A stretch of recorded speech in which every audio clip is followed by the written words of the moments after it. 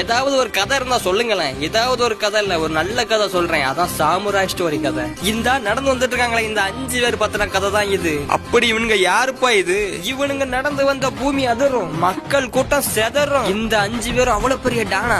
இவனுங்க ஒருத்தனை அடிக்கணும்னு நினைச்சா விடவே மாட்டானுங்க. ஏன் இதெல்லாம் எதனால பண்றாங்க? இந்த கூட்டத்திலையும் ஒருத்தன் இருக்க மோஸ்ட் டேஞ்சரஸ் பிளேயர். அது யாரு? நம்ம ராய் ஸ்டார் தான்ப்பா.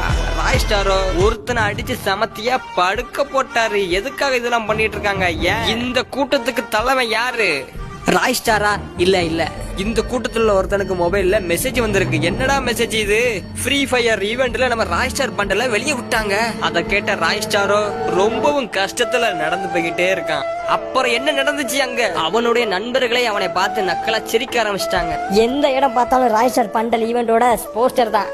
அப்புறம் என்ன ஆச்சு? அவனை பார்த்து பயந்தவங்க இப்ப சிரிக்க ஆரம்பிச்சிட்டாங்க. இனிமே அடுத்த வீடியோல பார்க்கலாம்.